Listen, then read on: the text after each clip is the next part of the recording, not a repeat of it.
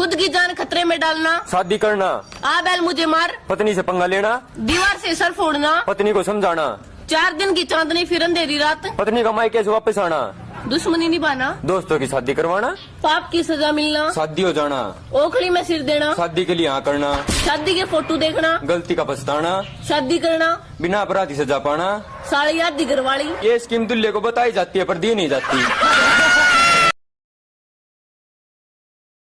दिल्ली वाले ना मोटिवेशन के साथ साथ हमें कॉन्फिडेंस भी फूट फूट के भरा हुआ है। जैसे दूसरे शहर वाले ना इंटरव्यू में रिजेक्ट होने के बाद बोलते हैं कि मैं ही इस कंपनी के लायक नहीं था, शायद मुझ में ही कुछ कमी थी। पर हम दिल्ली वाले, ये कंपनी भी तेरे भाई को अफोर्ड नहीं कर पाई बहन, क्योंकि हमें लगता ही नहीं कि हम में कोई कमी है। हम तो बेस्ट है, कमी शायद अगले में थी। और मैं ना कुछ ज्यादा ही मोटिवेटेड हूं। मैं इतना मोटिवेटेड हूं कि अपने सपने टूटने पे खुद ही दिल को समझा लेता हूं कि कोई बात नहीं यार। क्योंकि देखो, जब मैं छोटा था तो मुझे बनना था क्रिकेटर, लेकिन जैसे जैसे बड़ा हुआ पता चला टैलेंट नहीं है। मैंने कि कोई बात नहीं, ऑल इज वेल, अब तू डॉक्टर बनेगा। लेकिन फिर 10th में इतने मार्क्स ही नहीं आए कि साइंस ले सकूं। मैंने कि कोई बात नहीं यार, अब तू कर 12th के बाद दिल्ली यूनिवर्सिटी के मजे। और मैं आपको बताऊं, ये ड्यू में पढ़ना ना दिल्ली के हर बंदे का सपना होता है। तो 12th में मुझे भी ऐसे सपने देखने वाले ना कुछ दोस्त मिल गए। होता है ना, ग्रुप बन जाता है एक ही सपने वाले, बस।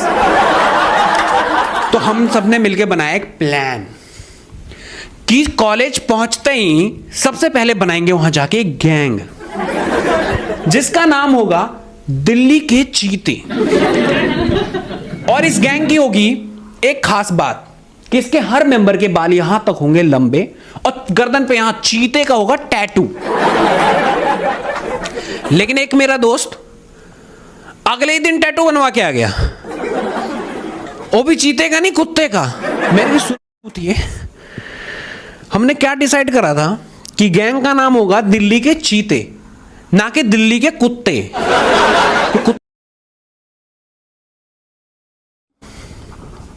और पहली बार मैं अपने किसी सपने के ना बहुत करीब आ गया था, इतना। लेकिन ये सीबीएसई वाले रिजल्ट ही डिक्लेयर नहीं करते यार।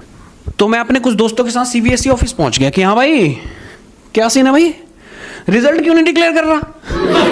तो कॉन्फिडेंस देख रहे हो, जैसे कि हम ही टॉप ही करने वाले थे, बस अभी न्यूज़पेपर में नाम छपने वाला था। लेकिन फिर आया वो रिजल्ट का मनहूस दिन, सारे सपने फिर से गए टूट, क्योंकि आधे लौंडे हो गए फेल और बाकी जो पास थे ना, बस पास ही थे। और तुम्हारे भाई का आया था कंपार्टमेंट।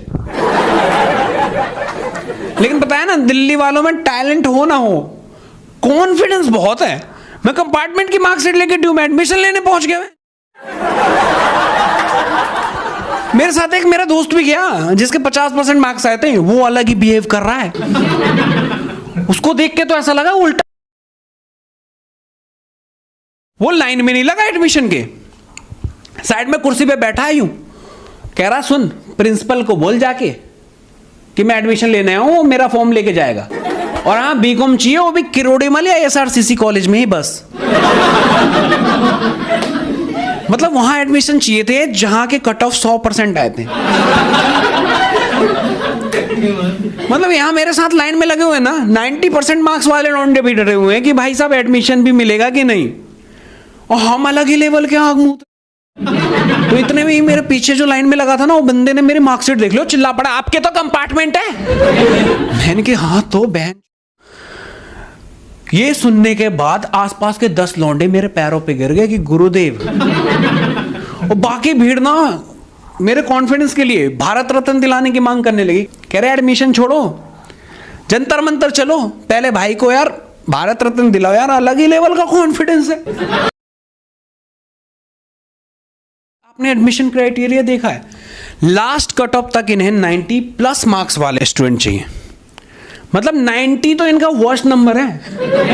इन्हें इंसान के बच्चे नहीं, भगवान के अवतार चाहिए कॉलेज में, क्योंकि एक अलग ही स्टैंडर्ड सेट कर रखा है ड्यू ने।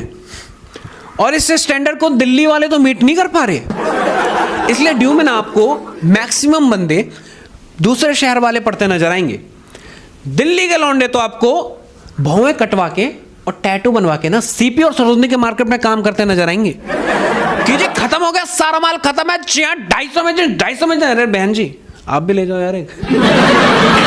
और बाकी कुछ कर गुजरने का कॉन्फिडेंस लेकर जीने वाले लौंडे साउथ एक्स पहुंच जाते हैं। साउथ एक्स के बारे में पता है सबको? मैं बताता हूं। ये एजुकेशन हब है दिल्ली का। अरे आपने वो पैम्पलेट देखा होगा शौचालय के बाहर कि 10वीं और 12वीं फेल सीधा ग्रेजुएशन करे। हाँ, यही करवाते हैं।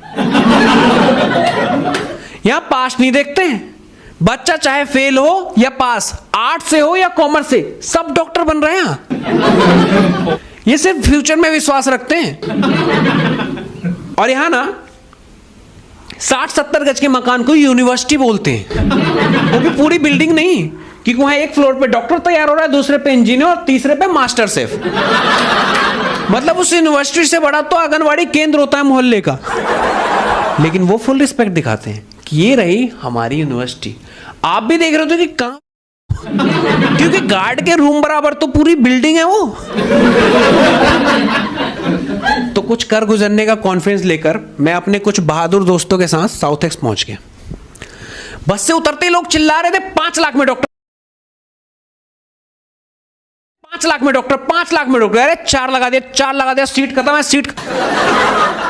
मैंने कि ये एजुकेशन बेच रहे हैं या कपड़े बेच रहे हैं? लेकिन देखो यार 12th तक ना सबका सेम ही होता है एजुकेशन। लेकिन उसके बाद आप क्या करते हो, उससे आपका पूरा फ्यूचर डिसाइड होता है। तो आप ये फैसले ना बहुत सोच समझ के लेते हो कि कौन सा कोर्स करना है और कौन से कॉलेज से करना है।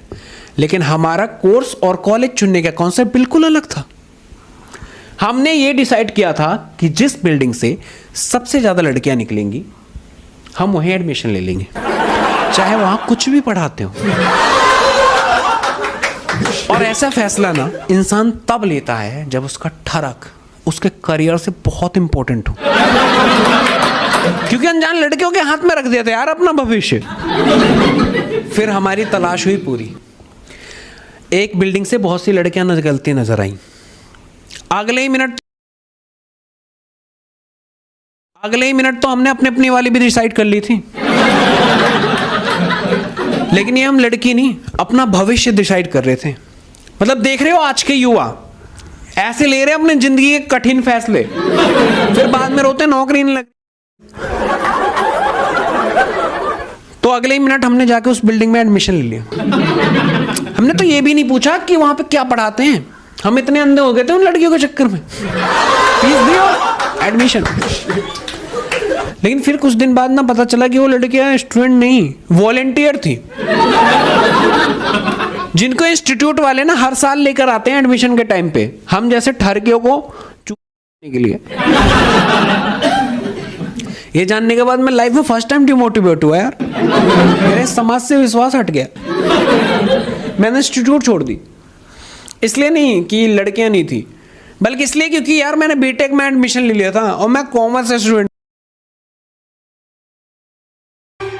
ये जो तेरी पायलों की छन छन है, ये जो तेरी पायलों की छन है, आशिकों के दिल की ये धड़कन है।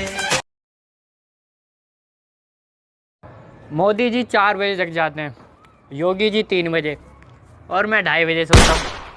आधा घंटा और देख लो कोई, तो देश सुरक्षित है। हम सब बिगड़े हुए माँ बाप हैं, पढ़ लो हमें, हम तो खुली थी।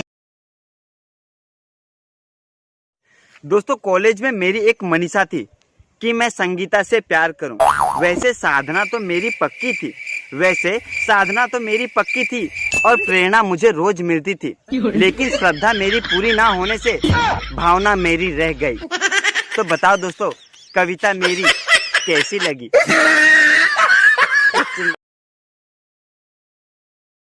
तुम लड़के सोचते होंगे कि लड़कियां पहले प्रपोज क्यों नहीं करती हैं?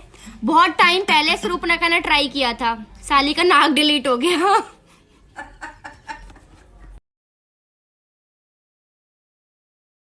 डॉन का इंतजार तो 11 कॉलेजों की लड़कियां कर रही हैं, लेकिन डॉन का जाना मुश्किल ही नहीं नामुमकिन है, क्योंकि डॉन 10वीं फेल है। कल पटो सो आज पटो, आज पटो सो अब, बाद में आंटी बन जाओगी फिर पटोगी कब? और वही इन लड़कियों को देख लो यार, कितनी इज्जत मिल रही है हर जगह। इन्हें घर में लक्ष्मी का दर्जा दिया जाता है और हमें नाग। बस में रिजर्व सीट है और दिल्ली में तो खैर बस ही फ्री है, मेट्रो में डब्बा है भाई इनके लिए स्पेशल पूरा। हम मर्दों के लिए सिर्फ दीवार पे लिखा होता है गधे के पूत यहां मत मूत। बस ऊपर से हम मर्द अपनी मेहनत से कुछ कामयाब भी हो जाए ना, तो उसका क्रेडिट भी अपने आप इन लड़कियों के पास चला जाता है कि हर कामयाब आदमी के पीछे एक औरत का हाथ होता है।